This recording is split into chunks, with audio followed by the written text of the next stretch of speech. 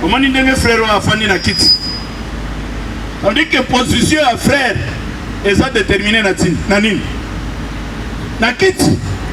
Kit n'est pas déterminé frère et position à frère. Ce qui kit est Zalaga, on dirait la liboy. Frère père au sol nini? Mais le roi Kiti est tellement frère Avandi, mon Congo est saliboy. Donc position est ça déterminé na nini? Na kit. C'est pour dire que cet homme était alité. Allah qui n'a quitté quoi là pendant 38 ans. Donc vie naye ezala qui conditionné na nini? Na quitté quoi là. Si on va déplacer, il faut pas déplacer quitté quoi là. Donc sans quitté quoi là, on dirait que mutu oyo vie naye ezaki na sensé. 38 ans. Bazomi ma quitté quoi là. Bakena ona temple. Ba on va kena temple. Balobi, yo tikalao. Ils sont toqués dans le temple, toqués dans la fête dans le temple, rendez-vous dans le soir. Toya awa, toya ozoyo, toqués dans le nandako. Premier jour, deuxième jour, une année, 2 ans, pendant 38 ans. Cet homme, mouvement Esaïgara, bazuye, batikiye na mai, bango bakoti na temple, babimi na temple, bazongi pisi et place piscine ezalaki, bamemiye, bazongi nandako. Objectif est parce que les gens croyaient que Maïwana est zone ningana une fois. Mouto a kokota mouto a liboso tangoma est zone ningana a kopika. Mais bazo tika moutou na mai, mais bazo tika la te. De façon que ceux qui maï ningani ba bois kaye. Mais batiki ya bakei. Tala mokili. Mokili est bongo. Les gens peuvent te céder, les gens peuvent t'appuyer, mais jusqu'à un certain niveau. Mais aujourd'hui, je voudrais que, en ces derniers jours de notre campagne, Oyo Akitaka, en Sovaka, plus que Ndenge Moutoua Salaka, Yende Akota Likamonayo Mokola Lelo, Yende Asili Sanabango, Asili Anabango Lelo. Il s'appelle Jésus de Nazareth, Akata Likamonayo Lelo. Amen. Bien aimé. Bato batika ki yesu et batika ki mutuana le kitukwa jouana batiki comme d'habitude. Ils ont dit nous l'avons toujours laissé comme ça. Nous reviendrons, nous le trouverons toujours comme ça. Mais ce jour-là, pendant que Bango va espérer que tu aies au Koutaye, il y a quelqu'un qui est passé par là. Il y a un homme de Galilée qui est passé par là. Atali Moutsona Alali na Kitikwala. Il a compris que cet homme a souffert longtemps. Oui, mon frère, ma soeur, que le regard de Jésus soit sur toi aujourd'hui. Tu as souffert longtemps. Tu as souffert longtemps. Que le regard de Jésus soit fixé sur toi aujourd'hui. Et quand Jésus arrive, il voit ça. Il regarde. Il a compris que cet homme a souffert longtemps. Il dit, veux-tu guérir? Yes.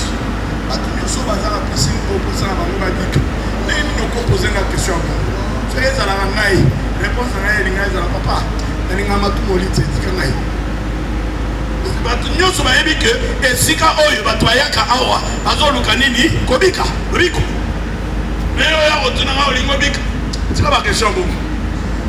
Mais cet homme a eu la grâce. Il a répondu à Jésus.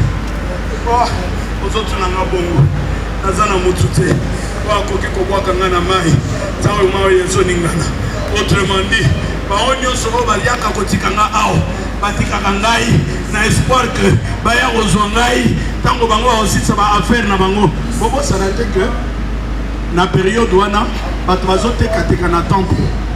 Donc ça veut dire que bazotika moto babi yotika la wana biso to ko tika ba to teka na temple. Surtout si koteka de to yo bozoyo par hasard ce qui m'a eningane que obaluki au continent na mai obiki wana problème na biso te mais biso to salisi oti na niveau oyo to ko teka na soit to yo bozoyo to zone ça on ndako. Mais il ne savait pas qu'il y a un temps pour Dieu. Il y a un jour où Jésus descend dans la vie de tout un chacun. Et ce jour-là, je souhaite que ce soit aujourd'hui pour toi. Que Jésus descende dans ta vie aujourd'hui. Que Jésus te rencontre aujourd'hui. Dans ton problème et dans ta difficulté, que Jésus te rencontre aujourd'hui. Dans ton désespoir, que Jésus te rencontre aujourd'hui. Là où le monde t'a abandonné, que Jésus vienne à ta rencontre. Amen. Et l'homme dit, Nazana Moutouté, Wakoki Koboa Kangana Mai, Tangoma Ezoningana. C'est comme Yesu atalié. Yesu atali. Alobi moto akobwaka yo na mai. Mais toi tu ne sais pas que ngai ndenge naza boye naza liziba ya mai mabomoy. Ngai ndenge naza boye liloba na ngai ekosilisa likambo na yo. Liloba na ngai ekochange situation na yo. Naza na posa ya kobwaka yo na mai oyo ekelami na liloba na nga te. Parce que liloba na nga nde ekochange vie na yo. Yango nazo libérer liloba wana mpo na yo. Oui, bien-aimé, en ce moment, reçois cette parole comme une parole de délivrance pour toi. Reçois cette parole. Ce n'est pas la parole d'un homme. Ce n'est pas la parole de ce prêtre qui est devant toi. Mais c'est la parole de Dieu. La parole qui a tout créé au commencement. Et cette parole est là pour te libérer ce soir. Amen. Jésus sort la parole. Il dit, messieurs, à conjuguer verbe misatu. Il dit, lève-toi. Prends ton brancard et marche. Il conjugue 3 verbes. Le premier verbe, s'élever. Deuxième verbe, prendre. Et troisième verbe, marcher. Amen. Mais Jésus commence par lui dire, lève-toi. J'aimerais dire à quelqu'un aujourd'hui, il a ordonné que tu commences par t'élever. Celui qui s'élève, c'est quelqu'un qui est en mesure de montrer qu'il est en vie. Parce que ceux qui m'ont dit à l'ali, peut-être à Koufinaï, mais quand quelqu'un est debout, ça veut dire que bon Moïsa Katinaï. Aujourd'hui, Dieu ordonne que tu t'élèves. Dieu ordonne que la vie soit en toi. Dieu ordonne que la position change.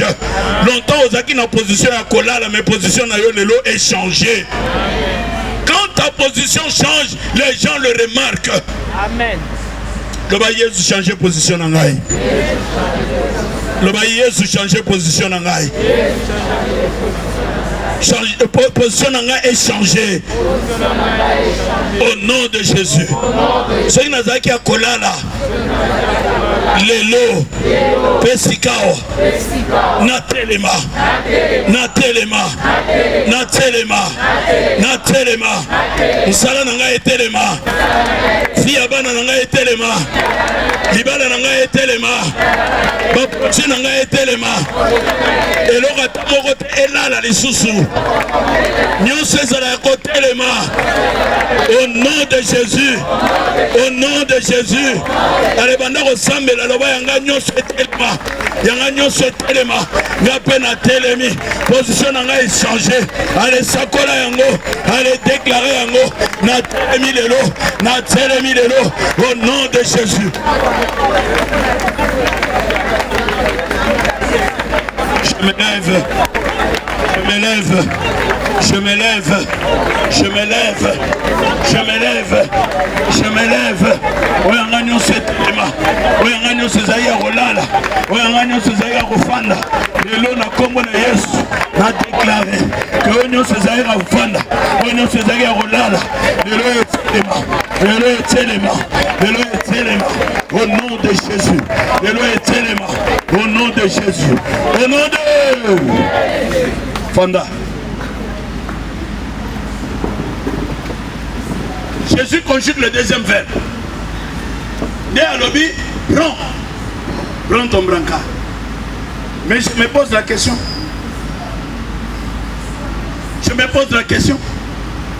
Qu'est-ce que ça venait faire? Prendre le brancard. Est-ce que j'ai encore besoin de ce brancard? Aussi au lobby n'a télé. Est-ce qu'on a même les choses que tu colles au Panani? Pourquoi je dois prendre le brancard? En fait, Jésus voulait montrer quelque chose. Jésus voulait montrer que pendant 38 ans, ce brancard t'a porté. Tu dépendais de ce brancard. Ta vie était conditionnée par ce brancard. Ce qui t'a dominé, maintenant c'est toi qui vas le dominer. Ce qui t'avait porté, c'est toi qui vas le porter. Ce qui t'avait conditionné, c'est toi qui vas le conditionner. Et on a hier sur le but, lève-toi, prends ton brancard. Est-ce que tu peux m'écouter? Est-ce que tu peux m'écouter? Est-ce que tu m'écoutes? Est-ce que tu peux me dire amen? Est-ce que tu peux me dire amen? Est-ce que tu peux dire amen? Oui, bien-aimé, écoutez-moi très bien. Il y a des choses qui t'ont conditionné. Jusque là, on a allé à sucre parce qu'on a dans la diabète. Diabète est dans le rôle là, qui t'y quoi là? On retient mon rebellité. On a dans la hypertension. On a la médecin à lobby. Donc il y a des choses aujourd'hui qui conditionnent ta vie. Oh bah lobby, il y a ma foute est bellété. On a un problème à mon thème. On a mis liquidité à poudre parce qu'on a un problème à barrin. Yoka. Toutes ces choses sont conditionnées. Aujourd'hui le Seigneur ordonne. Il dit tout ce qui t'est conditionné. Oh